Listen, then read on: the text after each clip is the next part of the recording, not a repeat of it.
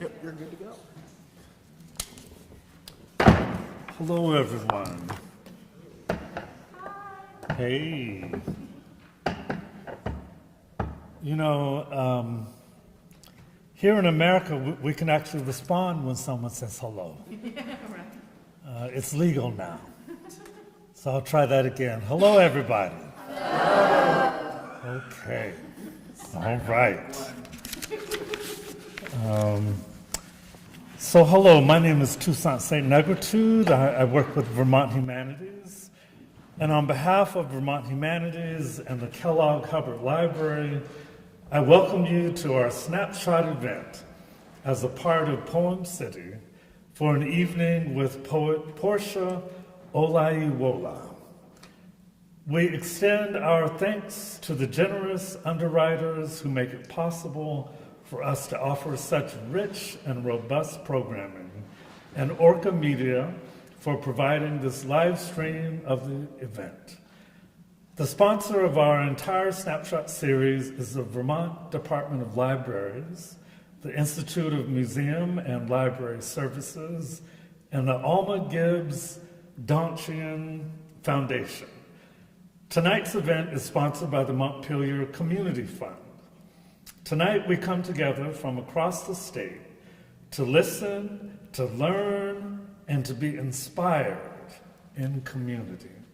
Before we begin, I have a few brief housekeeping items.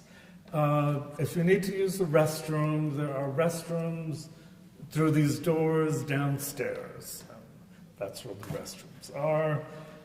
Please turn off all phones. Turn them off. We will call the cops if we hear a phone. And our next Snapshot event is hosted by the Rutland Free Library. And it's entitled Every Problem is Now a Technology Problem, with Jessamine West at 7 p.m. Please be sure to register online to receive a link to the live stream. And now it is my pleasure to introduce you to our next speaker tonight. Porsha Olayiwola is a native of Chicago who writes, lives, and loves in Boston. I love that. Olayiwola is a writer, performer, educator, and curator who uses Afrofuturism and surrealism to examine historical and current issues in the Black, women's, and queer diasporas. She is an individual World Poetry Slam champion and the founder of the Roxbury Poetry Festival. Olayiwola is Brown University's 2019 Highmark Artist in Residence, as well as the 2021 Artist in Residence at the Isabella Stewart Gardner Museum. She is a 2020 Poet Laureate Fellow with the Academy of American Poets. Olayiwola earned her MFA in poetry from Emerson College and is the author of I Shimmer Sometimes. I Shimmer Sometimes Too. Yes. Olayiwola is the current Poet Laureate of the city of Boston. Okay? All right. You can clap on that. Her work can be found in or forthcoming from the Tri-Quarterly Magazine, Black Warrior Review, the Boston Globe, Essex Magazine, Read Divider, the Academy of American Poets, Netflix, Wildness Press, the Museum of Fine Arts, and elsewhere. And now I give you Porsha Olayiwola.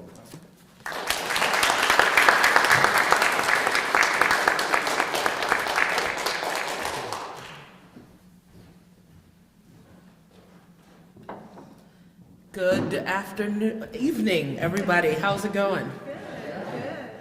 I'm super excited to be here. So grateful that one, all of you all showed up, and two, to also just be in a city that celebrates poetry in this way. It's really exciting, refreshing to see. I was just walking on Main Street, and I could see poems everywhere, and it's just really exciting and quite revolutionary.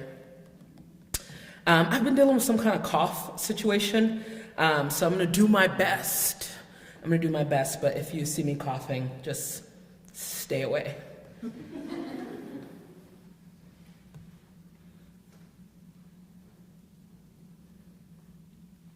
This is an Ars Poetica.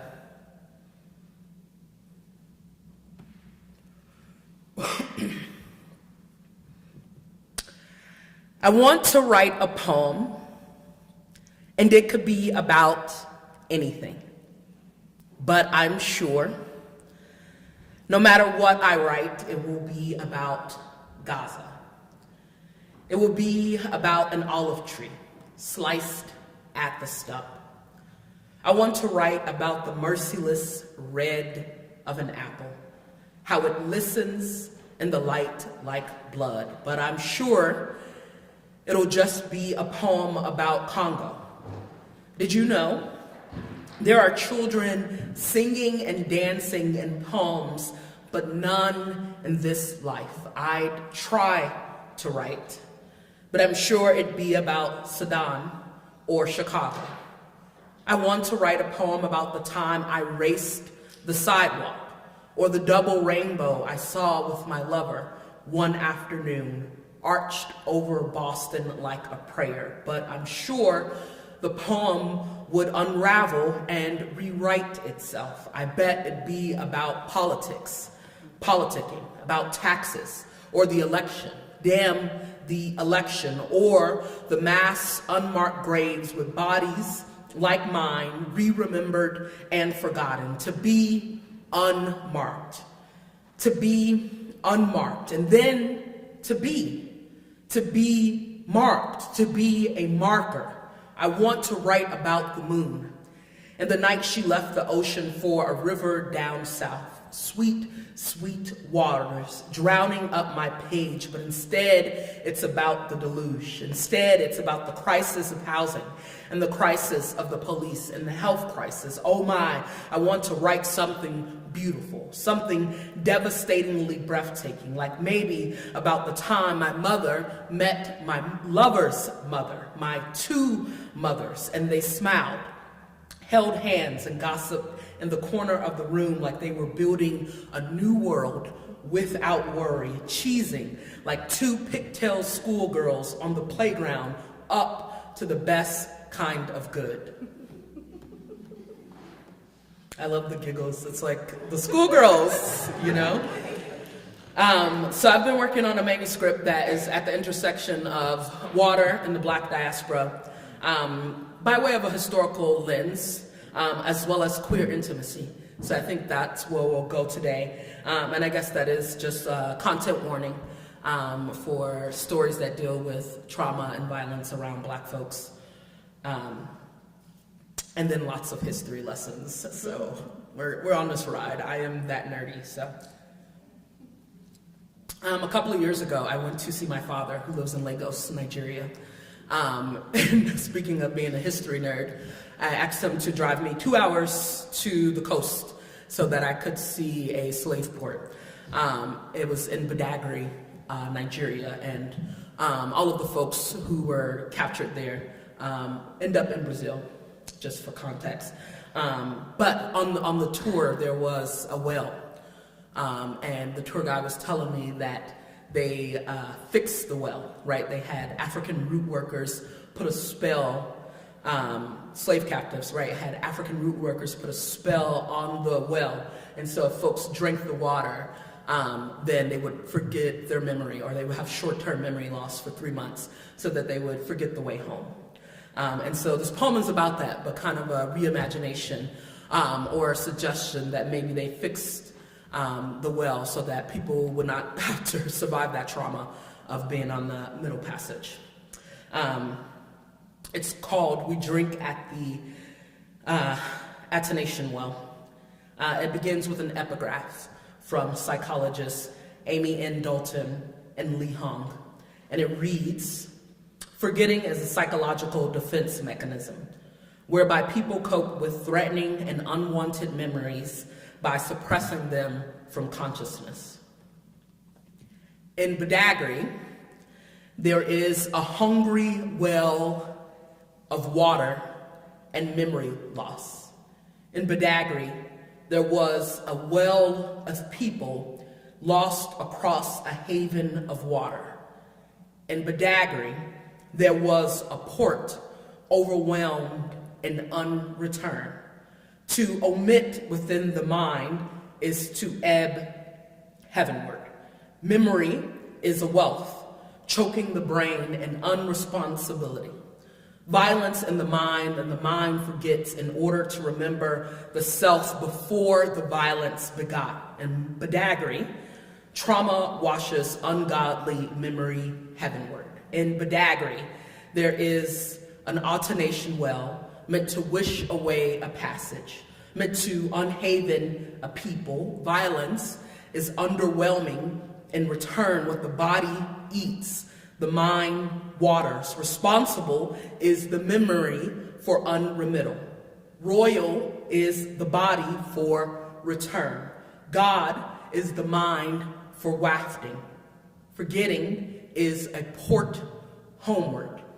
In Badagry, hungry memory grows angry. In Badagry, the memories unchoke, unhunger, trauma uneats. In Badagry, there is a heaven of people responsible for the wealth of unremembering, for the well of us across a haven of water, overwhelmed and unreturned. I have a new, is this new? Yeah, thank you. I appreciate that. I was going to say I have a new poem, but this is not, or rather a new favorite book. But it's not my new favorite book. It's been my favorite book for the last several years. I've read it probably 4 times in the last few years, but it's called In the Wake. Have people read that by Christina Sharp?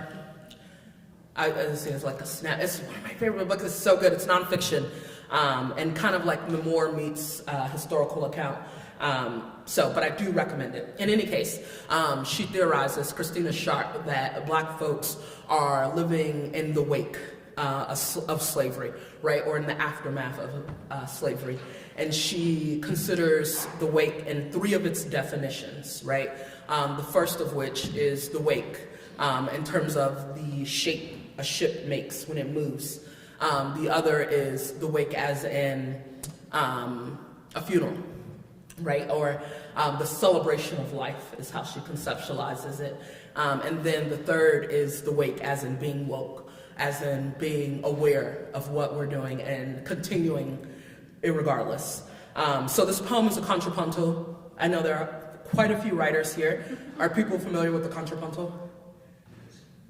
Yes, and it's okay to yell things out here. No. So contrapunto is a poem it's essentially written in 3 parts, right? So there is the left side that reads down, and then the right side that reads down, and then you read them across, and ideally get a third voice. This is my attempt at the contrapunto with the 3 definitions of the wake. And so, part 1, in the wake. A ship sets sail across a body of water, and turbulence occurs beneath the glutted belly. Even the ocean bursts waves in places unfamiliar. The bow pierces forward. A trail restructures the gods of the Atlantic. Once a vast portal, now an atlas unmade. A wake where it hadn't been. Objects in motion never mourn what was killed in order to be born. Instead, crossing continues with the wreckage of sea. Sainted ocean, keep in memory the self who breathed, formed gills of Atlanteans, a sopping procession, silting the silk of water, yet tide still running over what tried to sever a saline reflection. And 2, a slave ship hauls bodies as cargo, and both the surface and ocean floor rifts. Even the clouds break open in sobs. Trauma welts, swells the earth. The past is not past, but vessel. People emerge from the bow, but never the ship. Now a grave, cast unto the back, awake where we have been. We never mourn ourselves. Instead, we feast. Instead, we ritualize the evasion of death and the death itself. How holy, us who have not drowned when they drowned us. With the resurrection of bones along our mouths, us grinning still. What tried to grind us into sand failed and cannot keep us from surging. And 3, across in the shape of the wake. When a ship sets sail, a slave ship hauls across a body of water, bodies as cargo, and turbulence occurs beneath both the surface and ocean floor.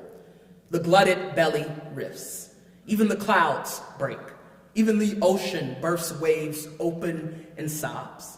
Trauma in places unfamiliar welts, swells the earth. The bow pierces forward. The past is not past, but vessel. A trail restructures the gods. People emerge from the bow of the Atlantic, but never the ship. Once a vast portal, now a grave. Now an atlas unmade, cast unto the back. Awake where it hadn't been, awake where we have been. We, objects in motion, never mourn ourselves, never mourn what was killed. Instead, we feast in order to be born. Instead, we ritualize. Instead, crossing continues with the evasion of death, the wreckage of sea, and the death itself. How holy, sainted ocean. Keep in memory us who have not drowned the self, who breathe when they drowned us, formed gills of Atlanteans with a resurrection of bones, a sopping procession along our mouths, silting the silk of water, yet us grinning still. Tide still running over what tried to grind, what tried to sever us into sand, failed, and a saline reflection cannot keep us from surging. In the context...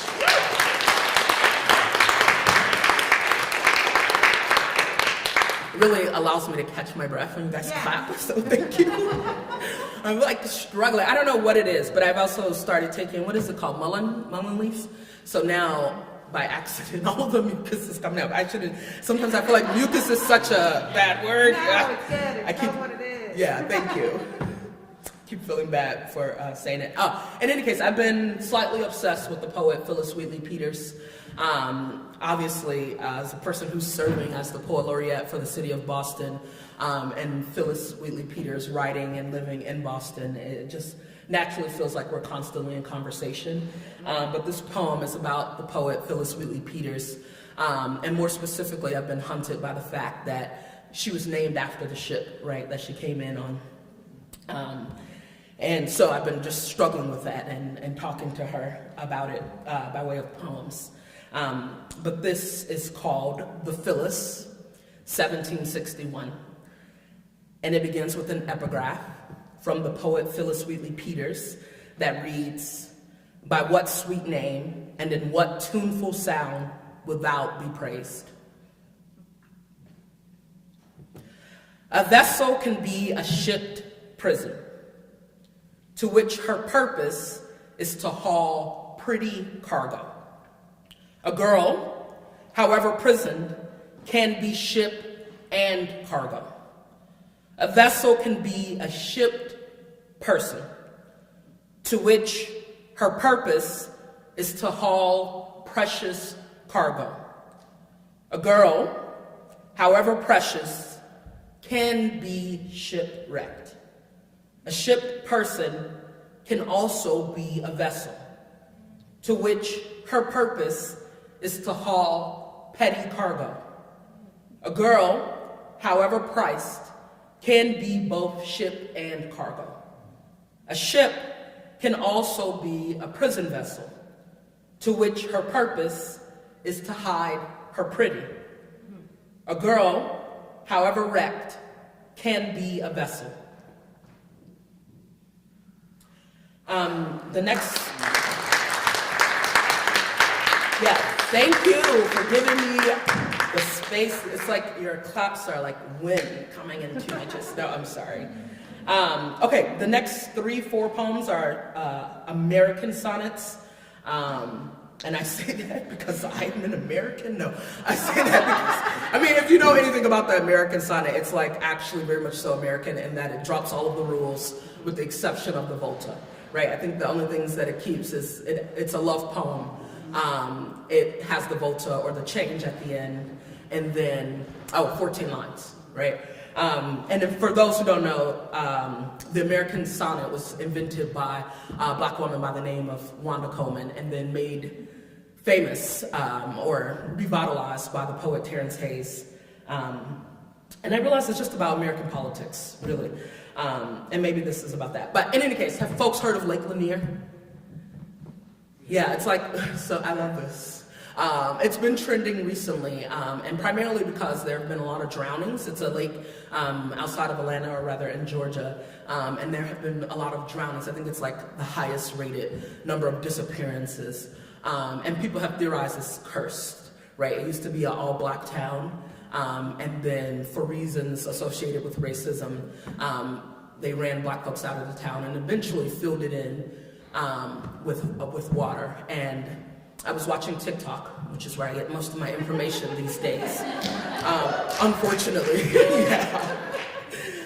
It depends on which talk you're on, you know, if you're like on Book Talk or whatever. Anyway, but there was a TikToker saying that sometimes the tide gets so low, you can see the steeple. And that obviously has haunted me. And also we're in this beautiful space with a gorgeous steeple. And so maybe this is an ode to steeples. It's called Lake Lanier. It's going to be edited. That's why I'm doing this. Nothing burns more radiant than the Bible of a hell-bent preacher. The gleaming Sunday shoes of a little girl and a cross pitched on the lawn. Martin and Malcolm could tell you plain from the apertures in their chests. You gut the sanctuary first. Pray away apostles. Salt the tongue to sever the wings. Blaspheme the orishas. God is always the most necessary to destroy. Crucify and become history's cursed lover. Drowned town hex. The night riders reaping. Man-made lakes belong to their holy ghosts. Vengeful deities understand the spire of the church is just the good Lord's dagger. Another American sonnet. You guys are awesome. Another one entitled, Before He Was Deported, My Father Taught Me to Fish Like a Man. Good man, Jacob is. Thank you so much. You guys are so supportive. Before he was deported. You're in PoemCity. That's right. I'm in PoemCity. No place I'd rather be, honestly. Before he was deported, my father taught me to fish like a man. Good man, my father was. He could catch the best God had to offer and the worst. Like devout fishermen, we were religious at the lake. My image, swimming in my father's reflection. Girl learning man, man girl learning to eat, to cast a line like how the country did, split a border between my father and I, half like a fillet, croakers flopping onto the beach of our mother countries. It took years to learn how to unlearn anger. I wanted only to lie in the blood of my father, cast away, body bones swallowed up, how hunger never allows you to keep who it is you love. Another sonnet. I'm just having too much fun. I gotta say, I need you to let the last word echo in me because they're so good. You know, I'm like known for abrupt endings, and And you're like, oh, it's hilarious to me. No, I'm sorry. But this poem is after the poet Nicole Seeley, who's just an incredible poet. But she wrote a sonnet. I think it's called Legendary. And every word except the last ends with the word white. And so every word here ends in black. And it's called Legend Heavy. I want to be married in church in black. Not like tradition, no, it must be black. Black dress, black suit, black roses and cake, black wife. View of us. Pretty skin, smiling black, and let the chorus come. Witness this black love down the aisle, each piano key, black. Each note of song lifted, black. Our vows, black like promise. I want 3, no 4, small black Jubilee kids, safe, sound behind a black picket fence. Grandmother, my mother, black in a rocking chair cooing, hey there, black child, be careful, take those school clothes off. Black don't clean easy, it stains. Moonrise stays black till sunrise. Sometimes white never shines through.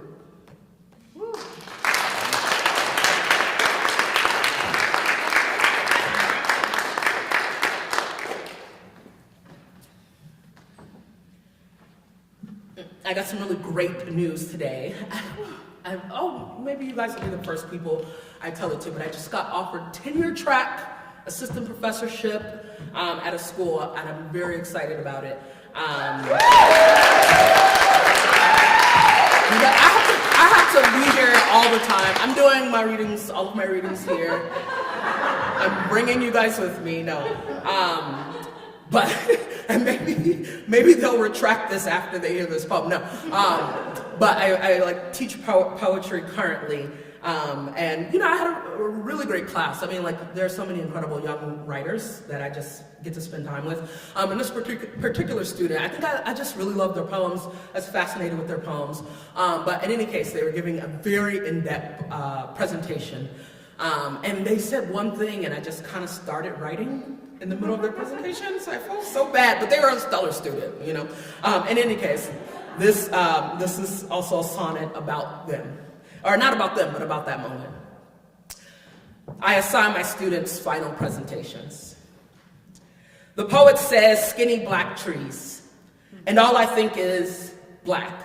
Skinny black kids, skinny black legs dangling off the side of lips like lollipops. Skinny black limbs, skinned knees, black with hope, skinned black hope, so thin it vanishes on the line, it vanishes like a line lynched on the horizon. What's right with me? Am I wired to think lack? A gravekeeper, pallbearer? Whose child rancid with morbidity am I? Do I belong to God? Is God bound back to black like this, all rope and a loose neck? All cross and clean hands, no skinny blood spilled, and still grief coffles my mouth like a chain gang. The student finishes. A plus.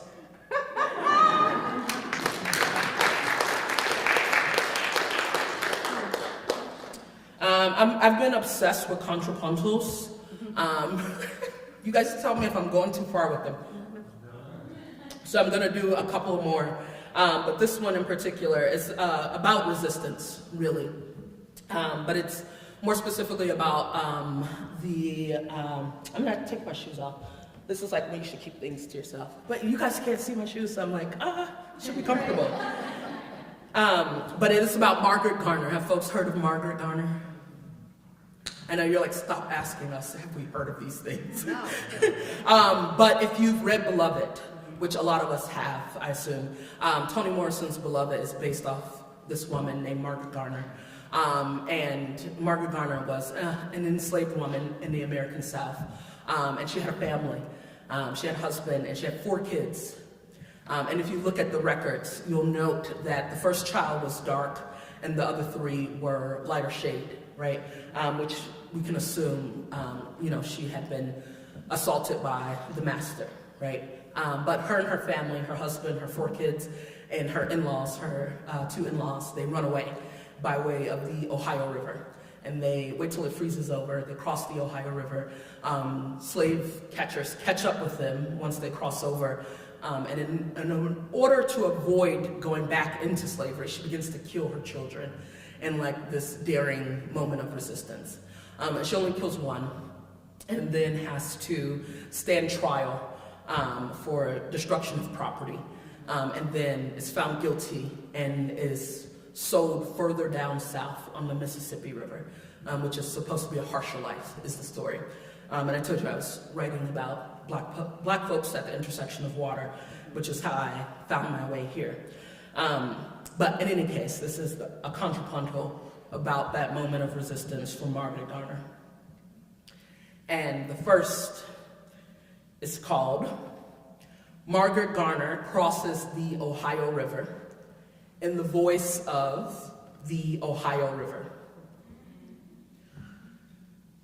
Folk stay gunning toward me like I'm the second coming, like every Medea ain't a god with purpose. Cross me like a crucifix and I will lay Ohio bare. There is no word for a mother who has lost, just an unjust law rotting sweetly, blighting a fetus into the property of somebody willing to break a woman into a hollow harvest. Ascend up yonder, child. Wade through me like a hymn, a prayer, a river of Jordan, a gateway fleeing the Dixie. I, the chariot, freezing up, hardening myself in your quest. 2. Margaret Garner crosses the Ohio River, only to get caught and sold down the Mississippi in the voice of the Mississippi River. Like I'm some type of pistol, folk stay running from me. Mercy me, I thin the bloodline. I devein the country with a kitchen shank. Mississippi, sell them downriver. There is no sympathy for a child gone to Queen Sugar cotton stalk, crowning the bones, cane fields, cankering the mouth, split the family into quarters with a slip of sail, big muddy, old man river, steamboat. I may be a womb of water, but can as easily be a rope, a tree, poplar or dogwood, the soil of the South, the blood on my hands, a balm. And 3. Margaret Garner crosses the Ohio River, only to get caught and sold down the Mississippi, or the mother stands trial for murdering her children, in the voice of Margaret Garner. Folks stay gunning toward me like I'm some type of pistol, like I'm the second coming. Folks stay running from me like every Medea ain't a god. Mercy me, I thin the bloodline with purpose. Cross me like a crucifix and I devein the country with a kitchen shank. I will lay Ohio bare. There is no Mississippi, sell them down river. There is no word for a mother who has lost sympathy for a child gone to Queen Sugar, just an unjust law rotting sweetly, cotton stalk crowning the bones, blighting a fetus into the property, cane fields, cankering the mouth of somebody willing to break, split the family into quarters, a woman into a hollow harvest with a slip of sail, big muddy, ascend up yonder, child, wade, Old Man River, steamboat through me like a hen. I may be a womb of water, a prayer, a river of Jordan, but can as easily be a rope, a gateway fleeing the Dixie. I, a tree, poplar or dogwood, the chariot freezing up the soil of the South, hardening myself in your quest, the blood on my hands a balm.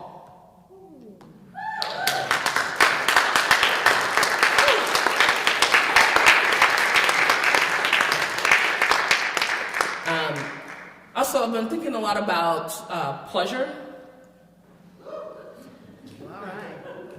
Yeah, it's about that time. No, and really have been theorizing, that everybody, folks are human, right? Even under the institution of slavery, people still had joyous moments. And so I guess these are theories. This poem is kind of like a transition to my own exploration of joy, but theorizing around folks who were under the institution of slavery and still exercising joy. Right now it's called Runaway Love. Amid crisis, there exists no sanctuary better than us. Me and my baby moisten the sheets. Our salt spray asterisks, making the risk of living worth it. We North Star our bed, ancient maroon in heat. I've heard many make the case. The revolution is the time to fuck shit up and not fuck each other. Liminal. God is a ruthless lover. Black is a limitless being. We are always opportune. Name a mutiny that has not been moist in its end. Reader, what did you think? Solves did not fornicate, did not enjoy the moonlight salivating the skinned. You think there was no uprising every night. Slave shack up, heavy painting, wade and wet, wade and want. I aim to be that thirsty. I ache to be that thirsted after. My girl and me a sweet escape, an ecstasy of sweat. We this free, every break of dawn.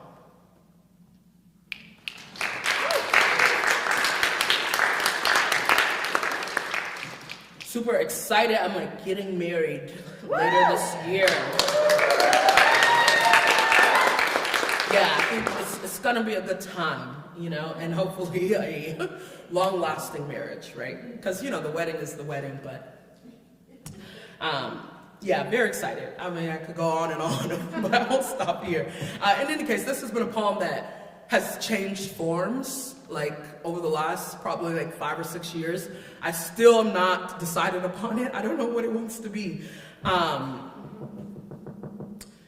But today, it's masquerading as an abecedarin, which is, the poem that follows A, B, C, D, E, F, and etc. It's called Abecedarin for the Runway My Fiancé and I Turn the Sidewalk Into. Because we are so undeniably stunning, Chrysanthemum says we end homophobia. Darling and I. Sweet pea and me. High stakes edging the highlight of a cheekbone. How fine and finite our fight. How gorgeous our gallantry. There is a shrine altered of our war, however hostile. Fashion is as fatal as a blood carpet.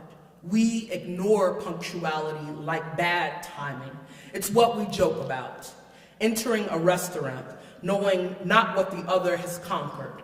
Lulling our own wounds, hers separate from mine heavy in reflection. They have not been through the wake we wade. Our fears keeping us from the joy 2 boroughs away. The pop concert, the last brunch, Gawking questions reaching from singed eyes, we rakish beauty. We untamed affection, our skin, a soft shield styled beyond this life. We toss aside apprehension, treat the heart as a fist underneath our garments, praise bodies raised in vain.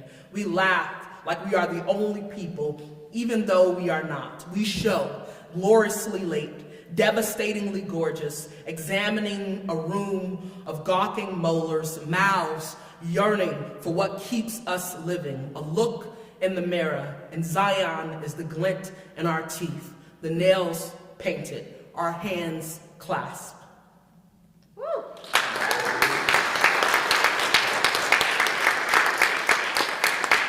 All right, 2 weird poems. Yeah, weird stuff. It's written, the title allegedly is Sometimes I Eat, but I think it's called I Grow Obese. And you know, sometimes you're like finishing a manuscript, but then secretly you start writing another one while you're finishing this one. So I think the next one is about hunger, desire, and those two things, you know, they feel closely related. Anyway, I grow obese. Once, out of anger, I told a lover I wanted to gobble her up, devour her bones until we were both dust. I am that thirsty.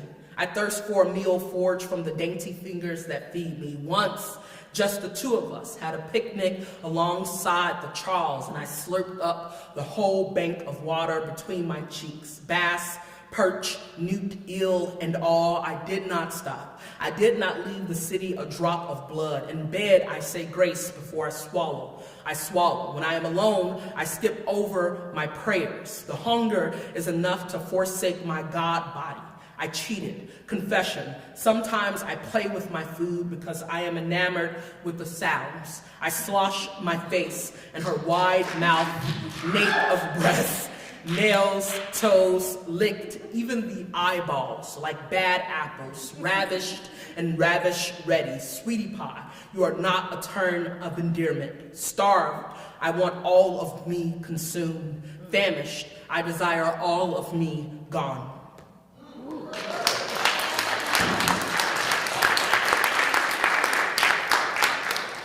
Another weird one I'm working through. Right now it's called My Therapist Says I Should Be More Vulnerable About What I Want. If I'm being honest, I think about eating baked macaroni and Gouda off. If I'm being honest, I think about you eating baked macaroni and Gouda off my boobs.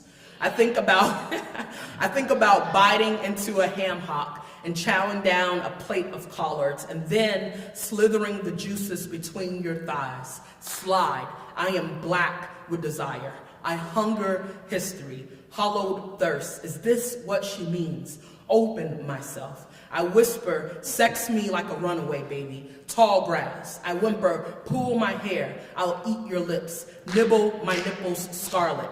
Open my legs. Open my mouth. Feel me. Trickle down. Tipple my lungs. There are only so many places to feel safe. Make me tender like country fried chicken. Hush, pussy, but make me scream your name. I'll cry out like a feast of fried gator. Let my tongue soggy your toes. Fine painted like green beans, like jalapeno poppers, like safe watermelon woman, okra slime. Slurp me up, serve me up. I love you guys. Keep me hoppin' John. Let's fester like wet sugar. Love me like freedom, baby, till the pig ears roast crisp. You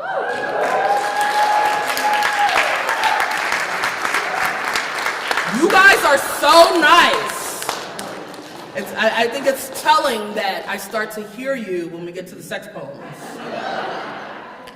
But you guys did that. I know we probably got like 5 more minutes before we get to the Q&A, if that's okay. I know, more weird poems. I wish I was actually a stranger, but I'm not. Let me see what else is on this list. I know, right?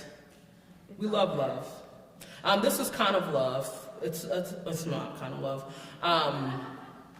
And it's being edited. It's out to a friend who's giving feedback, which is to say, you know, if you hear something, you're like, oh, I think you should change it. I'm accepting the feedback here.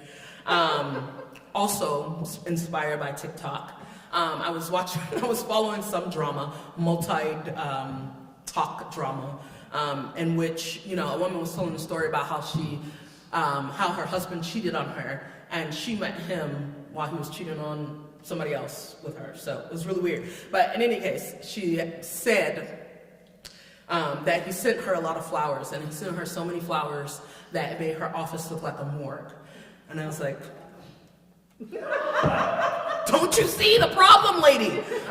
And you know, like, you can never make these things up. You know, people just kind of give you the poem. But yeah, completely undone. But maybe when I read it out loud, I'll get closer to an ending. Right now, it's called All the Flowers He Sent Me Made My Office Look Like a Morgue. Says the woman, viral on TikTok. She's talking about her husband before he was her husband. How he was somebody else's husband. How he turned her workspace into a casket spray, and I watch, petrified, cemented to the drama, or what the Greeks call tragedy. Comedy, I suppose. That my stomach hums like milk at the thought of looking to the things that make us less humane, but more human. Humbling to think of myself at a descent. The procession to hell is lined with pretty someones. The path to heaven, even worse, I'm sure. I once buried myself alive in a safety net, cloaked in untruth. I once stewed the silence of the grave in my mouth like a cherry stone pit. This office bouquet makes me think about the time before the end of my last relationship, before I could properly lay us to rest, before we could be considered past. Take the curtains down, divide the plants, split the couch into pillows and fluff. The love story goes, I sent a new friend some new flowers for a new book she wrote. My sweet, sweet new friend, new lover, how my soon-to-be ex-lover, former lover, found the receipt in my email inbox at 3 a.m. and she woke me, screaming, asking, how could I? Hollering, midnight, like a banshee, like a sobbing lover, wilting at her betrothed's funeral. So yeah, feedback is open for that one. And then this will be my last, and then we'll open it up for Q&A, yes? Yeah. Okay, word. Afrofuturistic reimagination of Dorothy, a story about Dorothy Dandridge. Do people know Dorothy? She played Carmen Jones. Here I go with more history questions. No, but she played Carmen Jones and was famous black singer. People say she didn't get all of the opportunities afforded to her because she was before the civil rights movement. In any case, there's this urban legend, and I call it an urban legend because a lot of folks say that it happened to them. And so there's like poetry. You need to come and see these poems. And so, I mean, it just was, I can remember my first time being in a room and like hearing slam poetry. And so, yeah, so that's how I got started. I did it one year in high school with Louder Than a Bomb. I went to college, U of I, in Champaign-Urbana, and we didn't have a slam team. There was one other person who did poems, and once we drove to Indiana to compete, but we didn't have enough people. So when I moved to Boston, you know, Boston has a very rich slam culture, and it's not the city in which slam is founded, but it is one of the four that held the first, you know, poetry slam with 4 cities or 4 teams, and so that is kind of where I just, you know, I volunteered for a year after college with AmeriCorps, so I didn't have money, and I moved to a city where I didn't know anybody, so I didn't have friends, so I would just write. And then I would go and slam every single week with new poems. Cool. And then, yeah, eventually just started doing national competitions, so. But yeah, love slam. Yeah. Thanks. Yeah, no worries. Do folks have other questions? Yeah, I also don't want to stress you. You know, it's like, okay if nobody has questions. Yeah. I don't know if it's maybe a genre, but I was wondering if you could speak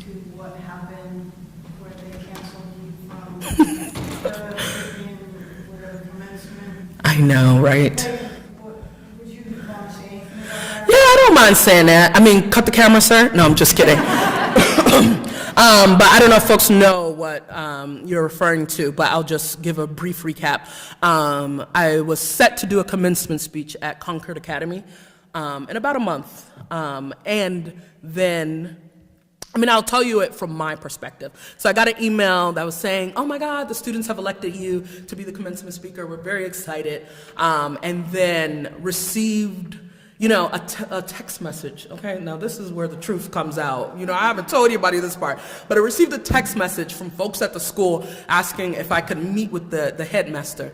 And, you know, usually when I do a gig, you know, they just send me an email and, you know, we close the case, or we might meet via Zoom. Or for example, Jacob emailed me almost a year ago to the date, right? And, you know, here I am, you know. So that's how it typically goes. And so I was a little shocked that they asked to meet in person.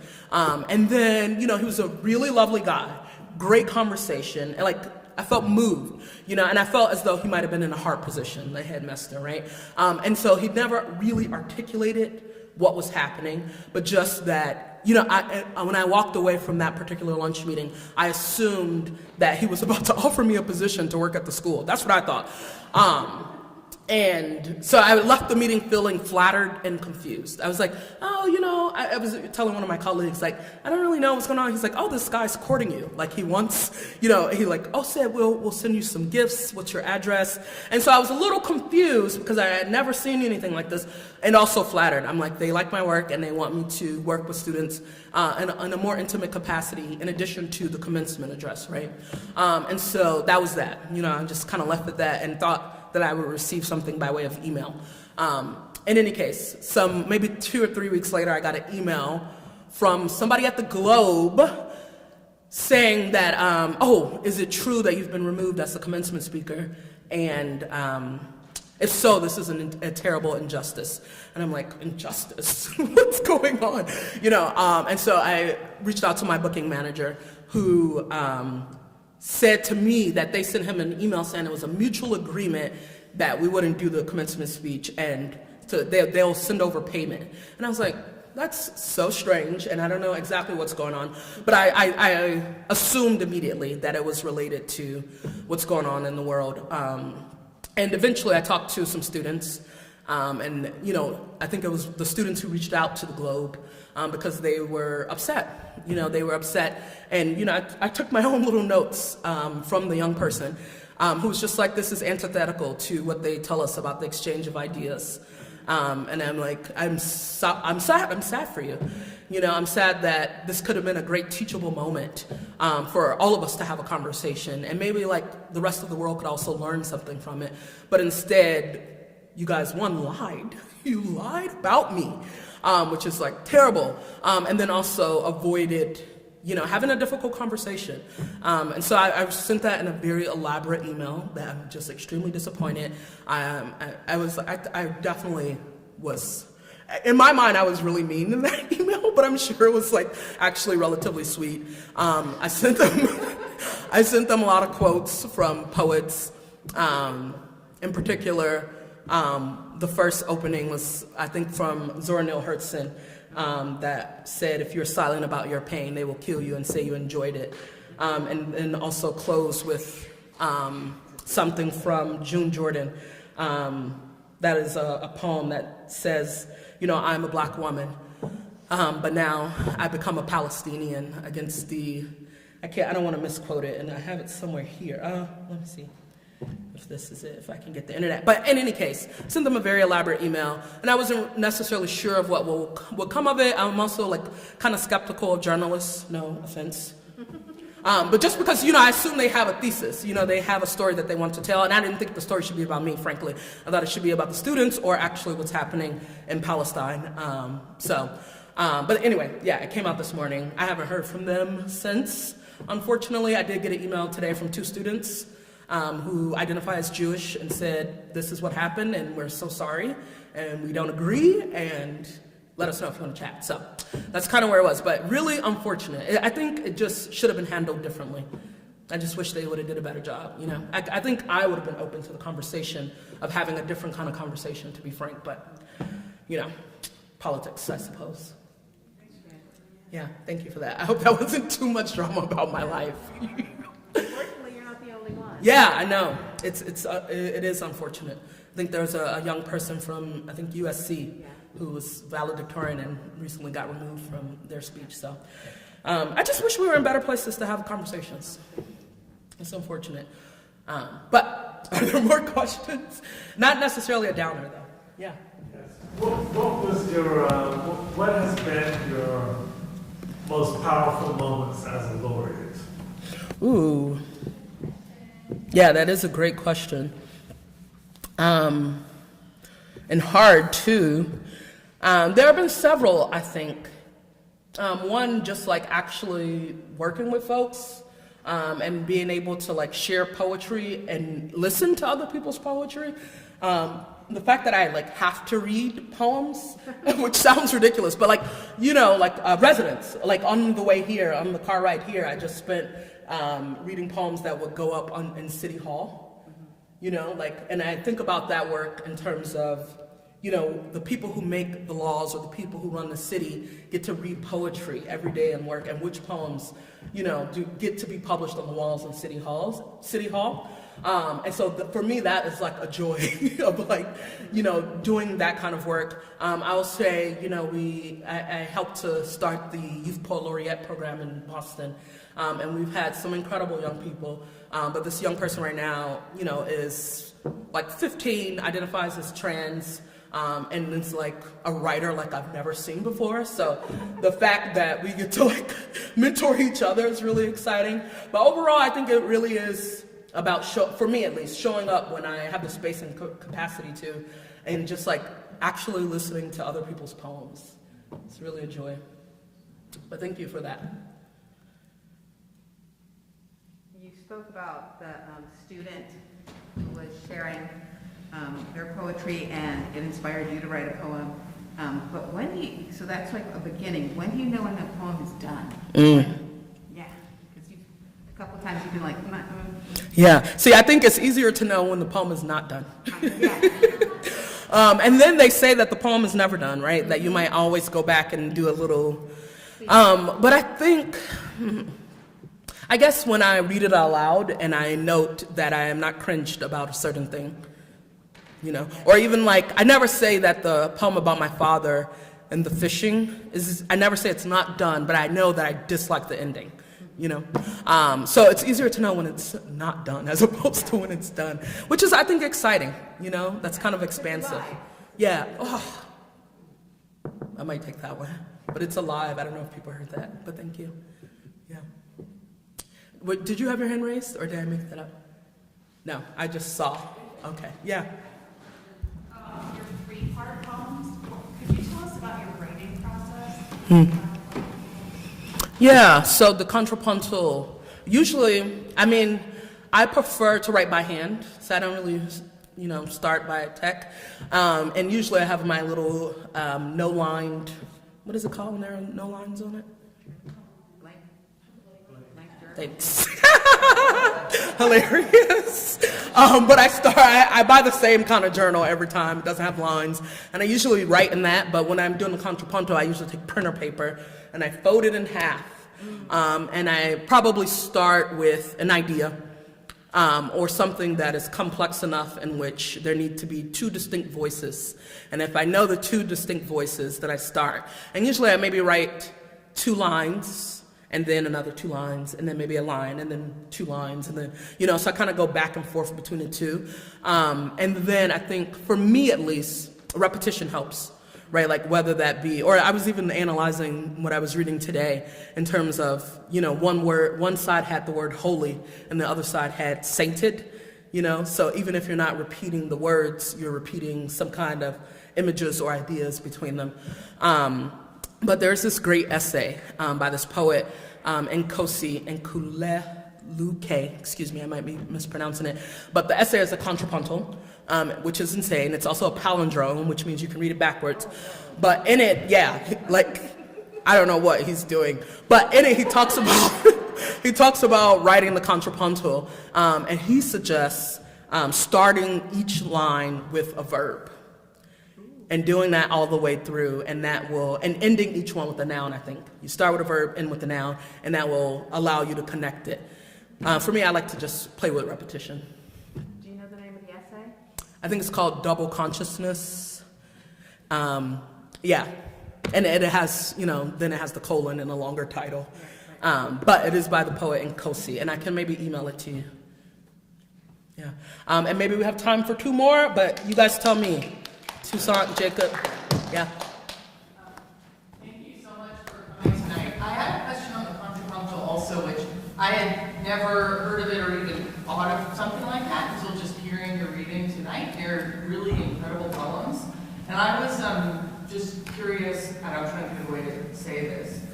I never thought of language being layered that way. And that, the idea of reading it, the different meanings, and the different order of reading it. Yeah. I was just curious if there's a format or a type of poem which really blew your mind in terms of what it was able to do, a different way of using language the first time that you tried it. Yeah, thank you for that. I would say Tayemba Jess. I don't know if folks know this poet, but won the Pulitzer maybe in the 90s, but don't quote me, might be in the 2000s. But won the Pulitzer with a book of a book of contrapuntals that are also sonnets. And so I think just that notion, the fact that they were both of those, and most of them were both of those, was really amazing. I think the poem by Warsan Shire, who's the poet who wrote For Lemonade, she has this poem called Backwards. That's a palindrome, right? So it starts, and then if you read it backwards, it's a whole nother poem. But that one always blows my mind. The bidirectionality of language and the ways in which she actually uses directions to kind of reverse itself. And the poet Franny Choi has a poem called It Is What It Is, which is also, the title is a palindrome, but it's about, being Asian American during a time of COVID. And so that one is a really good one too. But yeah, I just love how poets, I was thinking about the fact that, I was theorizing that all the language, if language is like water, and water only has the water that has ever existed, there's no new water, then the language is the same, right? And so everything always, the material for the poet is always there, and we can reuse it and play with it and do those things. So, but thank you for noting that and being on the same wavelength. If there's a rhythm to your writing, do you write every day, or do you have a practice? So embarrassing, no. Yeah, I feel like there are poets who write every day, and I'm jealous, to be frank, envious, because life's, I will say this, I started out the year reading the 12-week year. Have people heard of that? It's ridiculous. But it, tries to get you to conceptualize your goals within 12 weeks or yearly quarters as opposed to the actual full year. So have been reading that and then following a journal version of that. But in it, he suggested, your long-term goals, you should actually dedicate time or dedicate a certain amount of hours each week. And so at the beginning of this year, I started by doing 3 hours every Friday morning. And that worked really well for me. I'm in a new quarter now, and so I have to reset my goals. But I have not been writing every day. I think it's really hard. But what I have been doing is reading every day, attempting to do 30 minutes each morning. And reading yields us to the writing where we need to go in the writing. So, but yeah, I think it's important to do what works for you and understand that everything's different. Everybody's different. But the morning is the best. And then we'll have this be our last question. Sorry, questions, but do you feel like poems are written in your head while you're asleep or while you're just going about doing are they just kind of floating around in your brain? And then you just write it down? Yeah, sometimes actually. I like to think that the poems are always happening. That this moment at some point will accumulate into a poem. There's a poem, this always sounds weird to say this, but there's a poem of mine that has been trending or viral because somebody said something racist and somebody stitched the poem to it in response. But it's about names and the lineage of names. But, that one, even though it was written not too long ago, I first thought of it in college when my roommate's boyfriend had the same last name as my mother. And I couldn't figure, I was like, oh, what does this mean, sir? And then maybe 10, 15 years later, the poem actually comes, so. But yeah, every moment, everything. This is all being documented. I'll write about you all. No. I used to have this prompt, and maybe I'll give it to you, but I had this prompt that I give to my students, which is the eavesdrop cento. Cento is the poem composed of lines from other people, but I just have them just go around eavesdropping, taking notes, and then make a poem from it. So have that prompt. It's National Poetry Month. People should be writing. But yeah, so you might be in a poem later. But thank you all so much.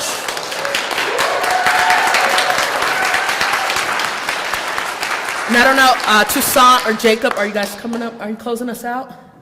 That's it. Thank you guys so much. Have a great evening. You are great.